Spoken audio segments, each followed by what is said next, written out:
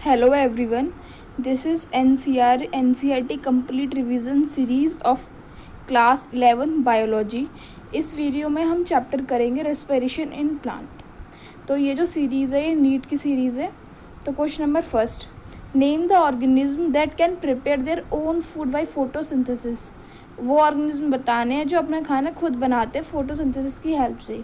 तो आंसर आ जाएगा जितने भी ग्रीन प्लांट हैं हमारे, जितने भी हमारे साइनोबैक्टीरिया हैं और जितने भी हमारे यू बैक्टीरिया हैं। तो all green plant, cyanobacteria and some other eubacteria. Question number 2, name the site where breakdown of complex molecule take place to yield energy. वो साइट बतानी है जहाँ पर कॉम्प्लेक्स मॉलिक्यूल ब्रेकडाउन होते हैं और एनर्जी प्रोवाइड करते हैं। तब वो है हमारा cytoplasm and mitochondria.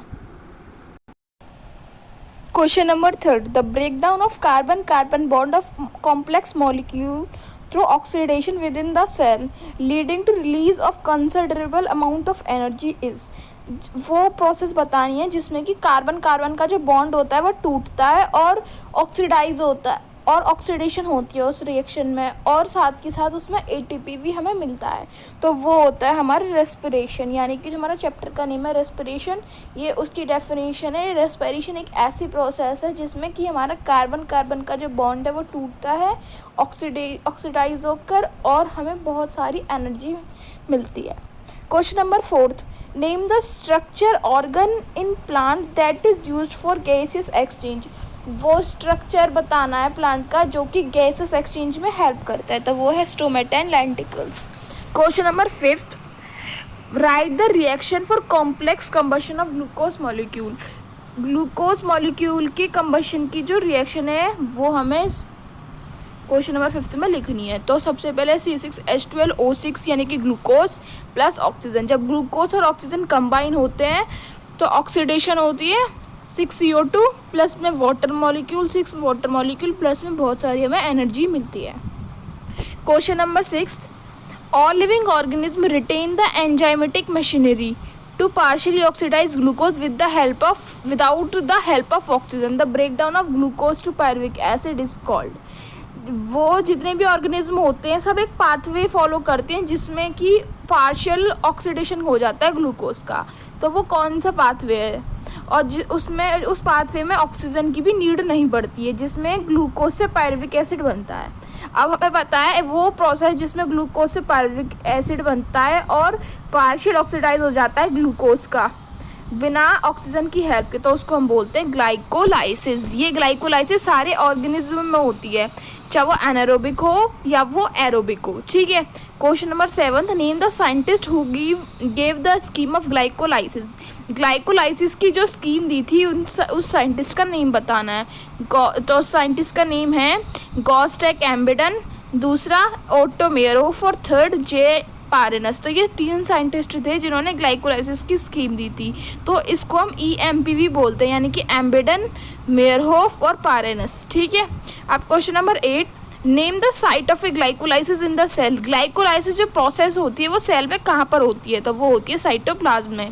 Question number 9, how many ATP are directly synthesise in glycolysis from 1 glucose. एक ग्लूकोज से कितने ATP हमें डायरेक्ट मिलते हैं? तो वो मिलते हैं 4 ATP। Question number 10, write the name of 3 major way in which different cell handle pyruvic acid. वो 3 वे बताने जिसमें जो सेल है उसमें सेल में पायरुविक एसिड बनता है हमारा। तो हमें पता है एक तो एरोबिक रेस्पिरेशन यानी कि ग्लाइकोलाइसिस वाले प्रोसेस में, एल्कोहल फर्मेंटेशन में या लैक्टिक एसिड फर्मेंटेशन में। ये दोनों जो प्रोसेस हैं वो हो गई एनारोबिक और ये वाली जो हो गई एरोबिक हो गई। Question number 11, write the name of enzyme which catalyse the conversion of pyruvic acid to ethanol and CO2। वो एंजाइम बतानी है जिससे हमारा जो पायरुविक एसिड है वो कन्वर्ट हो जाता है और वो जो निकलता है वो निकलता है CO2 और इथेनॉल। तो उसका जो एंजाइम है वो है pyruvic acid decarboxylase alcohol dehydrogenase. Question number 12, how much amount of energy is released in lactic acid and alcohol fermentation. इनमें कितनी अमाउंट में एनर्जी निकलती है? तो लैक्टिक एसिड में और अल्कोहल फर्मेंटेशन मतलब कि एनारोबिक रेस्पिरेशन में जो एनर्जी निकलती है वो 7% से भी कम होती है टोटल एनर्जी ग्लूकोज की टोटल एनर्जी से 7% से भी कम एनर्जी हमें मिलती है। Question number 13, write the enzyme and its coenzyme which catalyse the following. ये जो रिएक्शन दे रखी है उसकी एंजाइम्स बतानी है और उनके को एंजाइम्स बताने हैं। तो ये रिएक्शन दे रखी है, पायरुविक एसिड से हमें CO2 मिल रहा है और NADH मिल रहा है, यानी कि पायरुविक एसिड में जब एनर्जी लग रही है फिर NAD से NADH मिल रहा है हमें और एसिटल को एंजाइम निकल रहा है। तो ये जो रिएक्शन है ये लिंकिंग स्टेप वाली रिएक्शन है। तो इसमें जो एंजाइम यूज़ हो रहा है वो हो रहा है पायरुवेट डिहाइड्रोजनेज, जो हमने अभी पढ़ा है। साथ ही साथ इसमें लगता है मैग्नीशियम और को एंजाइम A और NAD+ लगता है, ठीक है, जो कि NAD+ से NADH हमें मिल जाता है, यानी कि एनर्जी हमें मिल जाती है, ठीक है। Question number 14, name the process by which ATP is formed in ETS। वो प्रोसेस बतानी है जिसमें ATP हमारी फॉर्म होती है ETS में, माइटोकॉन्ड्रिया में। तो वो प्रोसेस है ऑक्सीडेटिव फॉस्फोराइलेशन, यानी कि ETS की जो प्रोसेस है उसको बोलते हैं oxidative phosphorylation. Question number 15, how many ATP are gain during aerobic respiration using 1 glucose. Aerobic respiration में एक ग्लूकोज से कितनी ATP हमें मिलती है, 36 या फिर 38। Question number 16, the ratio of a volume of CO2 evolve to the volume of O2 consumed in respiration. जितनी वॉल्यूम ऑफ CO2 इवॉल्व हो रही है टू द जितनी वॉल्यूम हमारी O2 कंज्यूम हो रही है, उसका जो रेशियो है उसको क्या बोलते हैं, उसको बोलते हैं रेस्पिरेटरी कोशेंट RQ या फिर रेस्पिरेटरी रेशियो, ठीक है। Question number 17, find the value of RQ when fat tripalmitin are used in respiration. तो R की वैल्यू बतानी है ट्राइपिथैलिन की, तो वो होती है 0.7। Find the value of RQ when respectively carbohydrate and protein are used in respiration. अब कार्बोहाइड्रेट की RQ वैल्यू क्या होती है और प्रोटीन की RQ वैल्यू क्या होती है वो बतानी है। तो कार्बोहाइड्रेट की होती है 1 और प्रोटीन की होती है 0.9। तो कार्बोहाइड्रेट की 1, प्रोटीन की 0.9 और ये जो हमारा ट्राइपिथैलिन था यानी कि जो फैट था उसकी होती है 0.7, ठीक है। अब बात करते हैं फिलिंग द ब्लैंक्स की। तो question number 1, usually dash are oxidise to release energy. ये ऑक्सीडाइज होता है, एनर्जी को देता है, but dash and dash can be used as respiratory substances in some plant. तो ये और दो चीज़ भी यूज्ड होती है रेस्पिरेटरी सब्सटेंसेस में। तो ज़्यादातर जो होता है वो कार्बोहाइड्रेट, यानी कि जिससे सुक्रोज मिलता है, सुक्रोज से ग्लूकोज बनता है, जो ग्लाइकोलाइसिस वाली प्रोसेस है वो है जो कार्बोहाइड्रेट है वो एनर्जी मिलती है जिससे। और साथ ही साथ जो प्रोटीन है, फैट है और जितने भी ऑर्गेनिक एसिड हैं ये सब भी एक रेस्पिरेटरी सब्सटेंसेस है प्लांट में, ठीक है। Question number 2, during oxidation energy release in a series of slow step wise reaction control by dash and is trapped dash in the form of dash. यानी कि ऑक्सीडेशन के टाइम में जो energy release होती है वो स्टेप वाइज होती है, तो वो कंट्रोल होती है किससे, एंजाइम से, और ट्रैप्ड होती है केमिकल एनर्जी की फॉर्म में, और साथ ही साथ हमें क्या देती है, बहुत सारी ATP हमें मिलती है, ठीक है। अब क्वेश्चन नंबर 3 की बात करते हैं। The first cell on this planet lived in atmosphere that lack. पहली सेल इस प्लैनेट की जिसके पास जो कि उसमें किस चीज़ की कमी थी, हमारी जो प्लैनेट है उसमें जो फर्स्ट सेल थी उसमें किस चीज़ की कमी थी, तो वो कमी थी हमारी ऑक्सीजन की, ठीक है। Question number 4, fermentation take place. Fermentation किस कंडीशन में होती है, वो होती है एनारोबिक कंडीशन में, and in many dash and unicellular dash, और बहुत सारे प्रोकैरियोट्स में और किस किस में, कुछ यूनिसेलुलर यूकैरियोट्स में। यानी कि यूनिसेलुलर यूकैरियोट्स, प्रोकैरियोट्स में जो फर्मेंटेशन होती है वो एनारोबिक कंडीशन में होती है। Question number 5, yeast poison themselves to death with the concentration of alcohol reach. जो ईस्ट जो होता है वो पॉइजन में कन्वर्ट हो जाता है जब उसकी कंसनट्रेशन कहाँ तक पहुँच जाए, 13% तक, ठीक है। Question number 6, in mitochondrial matrix pyruvate डी अंडरगोज। माइटोकॉन्ड्रिया की जो मैट्रिक्स है उसमें जो पायरुवेट होता है वो किस में जाता है, ऑक्सीडेटिव डीकार्बोक्सिलेशन में। Question number 7, TCA cycle start with the condensation of acetyl group. जो TCA साइकिल है उसमें क्या होता है, एसिटाइल ग्रुप की कंडेंसेशन होती है, तो वो किस किस के साथ, एसिटाइल ग्रुप की कंडेंसेशन होती है और उससे सिट्रिक एसिड बनता है, तो वो किस किस में फॉर्म में होती है, ऑक्सैलो एसिटिक एसिड से और वाटर से। ठीक है। तो टीसी साइकिल जो होती है एसिटाइल ग्रुप की कंडेंसेशन से स्टार्ट होती है और उसमें एसिटाइल ग्रुप से वो ऑक्सैलो एसिटिक एसिड मिलकर हमें सिट्रिक एसिड प्रोवाइड करते हैं। Question number 8, the metabolic pathway present in the inner mitochondrial membrane through which electron pass from one carrier to the another. वो पाथवे बताना है इनर माइटोकॉन्ड्रिया का जिसमें कि एक इलेक्ट्रॉन जो थे एक कैरियर से दूसरे तक पास हो रहे थे, दूसरे से तीसरे तक, तो उसको बोल रहे थे ETS यानी कि electron transport system. Question number 9, oxidation of one molecule of NADH give rise to. जब एक मॉलिक्यूल NADH का ऑक्सीडाइज होगा तो वो कितने क्या देगा, वो देगा 3 मॉलिक्यूल ऑफ ATP, और जब एक मॉलिक्यूल ऑफ FADH2 होगा तो वो देगा हमारे 2 मॉलिक्यूल ऑफ ATP। ठीक है, तो एक NADH से 3 ATP मिलती है और एक FADH2 से 2 ATP हमें मिलते हैं। Question number 10, if fatty acid are respired then would be the first degraded to. जब फैटी एसिड जो होगा हम रेस्पायर करते हैं तो सबसे पहले क्या डिग्रेडेड होगा, एसिटल कोएंजाइम A। तो वहाँ जो फैटी एसिड है वो हमारे एसिटल कोएंजाइम A वाली जो पाथवे हमारी एरोबिक रेस्पिरेशन की वहाँ से एंटर होगा, और ग्लिसरॉल जो एंटर होगा वो होगा PGL वाली रिएक्शन से, यानी कि जो ग्लाइकोलाइसिस वाली जो प्रोसेस है उसमें जो जहाँ पर PGL आ रहा था वहाँ पर जो होगा ग्लिसरॉल एंटर होगा, और जो फैटी एसिड है वो एंटर होगा एसिटल कोएंजाइम A वाली रिएक्शन में। अब बात करते हैं क्वेश्चन नंबर 11 की, respiratory pathway is involved in. Respiratory pathway जो है वो कैटाबॉलिक भी और एनाबॉलिज्म भी है, तो उसको हम क्या बोलते हैं, उसको बोलते हैं एम्फीबॉलिक पाथवे। एम्फीबॉलिक पाथवे वो पाथवे जिसमें कैटाबॉलिज्म और एनाबॉलिज्म दोनों प्रोसेस होती हैं। अब बात करते हैं ट्रू एंड फॉल्स की। तो first, energy released by oxidation in respiration is not use directly but use to synthesis ATP। यानी कि रेस्पिरेशन में जो एनर्जी रिलीज होती है वो डायरेक्टली यूज़ ना होकर ATP की फॉर्म में यूज होती है, तो वो ये ट्रू है या false. True. Second, ATP act as energy currency of cell. ATP energy currency of cell की तरह एक्ट करता है जो कि ब्रोकन डाउन होता है जब भी हमें नीडेड होती है, यानी कि जब भी हमारी बॉडी को कुछ काम करना हो, कुछ नीड हो, तो जो ATP जो हमारी बॉडी में स्टोर हो रही है वो टूट जाती है, तो वो सही है, हाँ true. Question number 3, carbon skeleton produce during respiration. जो कार्बन स्केलेटन है वो रेस्पिरेशन के टाइम प्रोड्यूस होता है, जैसे कि alpha glutarate, oxaloacetic acid और ETC intermediates are used as precursor for biosynthesis of other molecule in the cell, हाँ true. Question number 4, plant do not require oxygen for respiration but they never give out CO2। Plant को कभी oxygen की ज़रूरत ही नहीं पड़ती, ऐसा false है, क्योंकि प्लांट को ऑक्सीजन की ज़रूरत पड़ती है।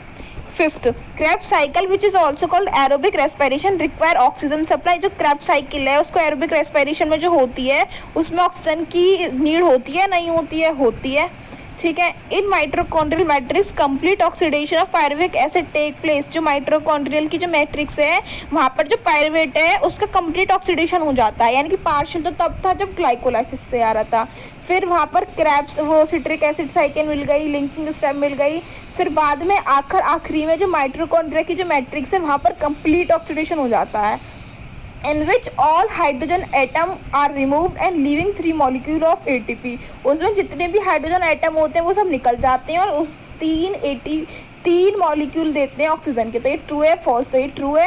Question number 7, at inner membrane of mitochondria. Mitochondria की जो इनर मेम्ब्रेन है passing on the electrons removed is as a part of hydrogen atom to the molecular oxygen with simultaneously synthesis of ATP occur. जो mitochondria की जो inner membrane है जब वहाँ से इलेक्ट्रॉन पास होते हैं, ठीक है, as a part of hydrogen atom to molecular oxygen to, तो वहाँ से जो मिलता है हमें ATP मिलती है एक साथ, तो यहाँ ये ट्रू है कि जितनी भी हमारी जो ATP होती है वो सब हमें ETS प्रोसेस में मिल जाती है पूरी। 8, oxygen act as the final hydrogen acceptor in ETS of mitochondria. Oxygen जो है एक फाइनल हाइड्रोजन एक्सेप्टर की तरह वर्क करता है ETS में प्रोसेस में, true. 9th, in respiration energy of oxidation reduction is utilized the production of proton gradient required for phosphorylation। Respiration में जो एनर्जी होती है वो ऑक्सीडाइज होती है, यूज़ होती है, और हमें फॉस्फोराइलेशन से हमें प्रोटॉन ग्रेडियंट की रिक्वायर होती है, तो ये ट्रू है। क्वेश्चन नंबर 10, साइटोक्रोम जो सी है, जो स्मॉल प्रोटीन है, वो आउटर सरफेस से अटैच्ड होती है इनर माइटोकॉन्ड्रिया की, तो वो ट्रू है फॉल्स, तो ये ट्रू। अब बात करते हैं 11 की, cytochrome C oxidise complex contain, जो साइटोक्रोम सी है वो ऑक्सीडाइज हो जाता है, तो उसमें क्या क्या होता है, साइटोक्रोम ए और A2 ये होते हैं, तो ये true. 12, when the electron pass from one carrier to another, जब इलेक्ट्रॉन एक कैरियर से दूसरे कैरियर तक पास होते हैं, यानी कि कॉम्प्लेक्स फर्स्ट से कॉम्प्लेक्स 4 तक पास होते हैं ETS के, then they are coupled to ATP synthesis complex 5th for the production of ATP and ADP। तो वहाँ से जो पहले तो क्या हो रहा था, चारों कॉम्प्लेक्स से इलेक्ट्रॉन पास होते आ रहे थे, फिर 5th कॉम्प्लेक्स में क्या होगा, जो हमारी ADP है जो हमारी ATP है वो ATP से ADP मॉलिक्यूल हमारे बन जाते हैं, तो ये ट्रू है। 13, fermentation amount for only a partial breakdown of glucose, wherein in aerobic respiration complete degradation of CO2 and H2O। Fermentation में पार्शियल ब्रेकडाउन होता है और एरोबिक में कंप्लीट होता है, तो ये ट्रू है। Question number 14, NADH is oxidized to NAD plus rather slowly in fermentation, however the reaction is vigorously in case of aerobic respiration। NADH से NAD मिल रहा था फर्मेंटेशन में आर स्लोली, लेकिन जो रिएक्शन है वो बहुत ज़्यादा विगरस है एरोबिक रेस्पिरेशन के केस में, तो ये ट्रू। अब कुछ डायग्राम बेस्ड क्वेश्चन है। अब क्वेश्चन नंबर 1, ये पूरा पाथवे दे रखा है, ठीक है। देखो यहाँ पे फैट जो है वो PGL में एंटर कर रहा है, ठीक है, फैट से कन्वर्ट हो रहा है फैटी एसिड एंड ग्लिसरॉल में, फिर वो PGL में कन्वर्ट हो रहा है, ये अभी हमने पढ़ा था। और प्रोटीन से बनता है अमीनो एसिड, जो कि पायरुविक एसिड वाले रिएक्शन में कन्वर्ट हो रहा है, जहाँ पर एसिटल कोएंजाइम प्रेजेंट है, और जो B है वो कार्बोहाइड्रेट है, जो ग्लाइकोलाइसिस के फर्स्ट स्टेप से होता हुआ ये आ रहा है। क्वेश्चन नंबर 2, ये ग्लाइकोलाइसिस वाली जो प्रोसेस है वो पूरी स्टेप वाइज दे रखी है, ठीक है। तो सबसे पहले ग्लूकोज 6 कार्बन का मॉलिक्यूल है ग्लूकोज से A बन रहा है, यानी कि ग्लूकोज से बनता है ग्लूकोज 6 फॉस्फेट। तो इसमें जो हमें एनर्जी उल्टा देनी पड़ती है, हमें मिलती नहीं है इस ग्लूकोज से ग्लूकोज 6 फॉस्फेट बनाने में, तो एनर्जी देनी पड़ती है, तो ATP से हमें ADP करनी पड़ती है। अब फ्रक्टोज 6 फॉस्फेट से फ्रक्टोज 1,6 बाइफॉस्फेट मिल बनता है, तो वहीं यहाँ पे भी हमें एनर्जी देनी पड़ रही है, तो ATP से ADP, यानी कि X ATP और Y ADP। अब फ्रक्टोज 1,6 बाइफॉस्फेट दो चीज़ में टूट जाएगा, ग्लिसरल्डिहाइड 3 फॉस्फेट में और डाईहाइड्रोक्सी एसीटोन फॉस्फेट में, ठीक है। अब ग्लिसरल्डिहाइड फॉस्फेट जो है आगे टूट जाएगा 1,3 बाई फॉस्फोग्लिसरिक एसिड में, ठीक है। अब इस रिएक्शन में क्या होगा, हमें ATP मिलती है, यानी कि ATP NADH की फॉर्म में मिलती है, तो NAD से NADH मिल जाएगा, यहाँ पे हमें एनर्जी मिलती है। तो ये B से ये वाला जो प्रोसेस है 1,3 बाई फॉस्फोग्लिसरिक एसिड, यहाँ पे एनर्जी मिल रही है। ये वाली जो B से ये पूरा नीचे तक का जो स्टेप है, सेम ये C से नीचे तक ये स्टेप होगा, तो इसके लिए हमने आगे 2 मॉलिक्यूल सब में लगा दिए। अब 1,3 बाई फॉस्फोग्लिसरिक एसिड से D मॉलिक्यूल बन रहा है 3 फॉस्फोग्लिसरिक एसिड। 3 फॉस्फोग्लिसरिक एसिड से बनता है 2 फॉस्फोग्लिसरेट, 2 फॉस्फोग्लिसरेट से बनता है फॉस्फोफिनोल पायरुवेट, फॉस्फोफिनोल पायरुवेट से बनता है पायरुविक एसिड। और जहाँ वाई देखो यहाँ पे फॉस्फोफिनोल पायरुवेट से पायरुविक एसिड बन रहा है, तो यहाँ पे हमें एनर्जी मिल रही है, यानी कि ADP से ATP मिल रहा है। तो ये हमारी पूरी जो है ग्लाइकोलाइसिस की प्रोसेस है, ठीक है। EMP पाथवे भी इसको हम बोलते हैं। अब थर्ड बात करते हैं क्वेश्चन की, ये जो है एनारोबिक रेस्पिरेशन का पाथवे दे रखा है, इसको लेबल करना है। ये तो पूरा हमारा ग्लाइकोलाइसिस तक आ गया, पायरुविक तक। अब पायरुविक से इथेनॉल और CO2 बन रहा है, तो वहाँ पर क्या मिल रहा है, तो वहाँ पर NADH से NAD बन रहा है। अब और यहाँ पर जो है पायरुविक एसिड से जब लैक्टिक एसिड बनता है हमारी मसल्स वगैरह में, तो यहाँ पर जो एंजाइम यूज़ होता है वो होता है लैक्टेट डिहाइड्रोजनेज। यहाँ पे भी NAD से NADH बनता है। अब बात करते हैं फोर्थ की, ये वाला जो स्टेप है ये होता है लिंकिंग स्टेप, और ये होता है वो सिट्रिक एसिड साइकिल वाला, ठीक है। अब ये वाला हमने ये भी पढ़े हैं अभी क्वेश्चंस में कि पायरुविक एसिड से एसिटल कोएंजाइम A बन रहा है, यहाँ पर कोएंजाइम A यूज़ होता है, X की जगह क्या होगा यूज़ CO2, और हमें NAD से NADH मिल जाएगा, यहाँ पर एनर्जी हमें मिलती है। अब acetyl coenzyme A oxaloacetic acid, यानी कि एसिटल एंजाइम A जो है 2 कार्बन का मॉलिक्यूल है, ऑक्जेलो एसिटिक एसिड जो है 4 कार्बन का मॉलिक्यूल है। ये दोनों मिलकर हमें बनाते हैं सिट्रिक एसिड का फॉर्मेशन करते हैं पानी के साथ। ये भी हमने पढ़ा था। अब सिट्रिक एसिड से बनता है अल्फा कीटो ग्यूटारिक एसिड, जिसमें हमारी X यानी कि CO2 निकल जाती है, जो 6 कार्बन का मॉलिक्यूल है वो 5 कार्बन के मॉलिक्यूल में चेंज हो जाता है। तो NAD से NADH मिल जाता है हमें। अब अल्फा कीटो ग्यूटारिक एसिड से सक्सेनिक एसिड बनता है, जिसमें फिर से हमारी CO2 निकल जाती है, NAD से NADH मिल जाता है, और C से D यानी कि GDP से GTP हमारी मिल जाती है। अब सक्सेनिक एसिड से मैलिक एसिड बनता है, तो यहाँ पर FAD से FADH2 बन जाता है, और मैलिक एसिड से ऑक्सैलो एसिटिक एसिड, यहाँ पर NAD से NADH मिल जाता है। तो ये हमारी पूरी रिएक्शन हो गई, ठीक है। अब ये पायरुविक एसिड प्लस 4A का मतलब 4 NADH, E का मतलब FADH, 3H2O plus 6 carbon plus phosphate. तो ये माइटोकॉन्ड्रिया की मैट्रिक्स में जाकर 3X बनाएंगे, यानी कि 3 कार्बन का मॉलिक्यूल का मिल जाएगा, प्लस 4B का मतलब 4 NADH मिल जाएगा, और FADH मिल जाएगा, और GTP मिल जाएगा, यानी कि सारी की सारी जो एनर्जी है वो हमें मिल जाएंगी। 4 मॉलिक्यूल हमें NADH के मिलेंगे इस पूरी प्रोसेस में, 1 मॉलिक्यूल GTP मिलेगा, 1 मिलेगा FADH2, और 3 CO2 हमारे बाहर निकल जाते हैं। अब हम बात करते हैं 5th की, लास्ट है ये, ठीक है। ये जो दे रखा है इलेक्ट्रॉन ट्रांसपोर्ट सिस्टम का दे रखा है, चेन का दे रखा है। इसमें जो है ना 5 कॉम्प्लेक्स है, कॉम्प्लेक्स 1, 2, 3, 4 और 5, ठीक है। ये कॉम्प्लेक्स फर्स्ट है, जिसमें कि NADH से NADH का डिहाइड्रोजनेज से ऑक्सीडेशन हो रहा है, NADH से NAD बन रहा है, ऑक्सीडेशन हो रहा है NADH डिहाइड्रोजनेज एंजाइम से। ये जो है ये B वाला जो है, वहाँ पर इलेक्ट्रॉन का ट्रांसफ़र हो रहा है यूबिक्विनॉल से, यूबिक्विनॉल के जो कॉम्प्लेक्स फर्स्ट है उसके कॉम्प्लेक्स 2 में, यहाँ पर FADH से हो रहा है। अब जो हो रहा है C वाला जो हो रहा है, वहाँ पर जो इलेक्ट्रॉन का ट्रांसफ़र हो रहा है साइटोक्रोम C से साइटोक्रोम B C1 में, यहाँ पर कॉम्प्लेक्स 3 है। अब बात करें कॉम्प्लेक्स D की, वो D वाले की, तो ये ऑक्सीडेशन हो रहा है साइटोक्रोम C से साइटोक्रोम C का ऑक्सीडाइज हो रहा है कॉम्प्लेक्स 4 में। तो ये होते है हमारी ETS इलेक्ट्रॉन ट्रांसपोर्ट चेन। तो इस वीडियो में हमने पूरा ये वाला चैप्टर रेस्पिरेशन वाला कंप्लीट कर लिया NCR सीरीज़ का। So thanks for watching this video.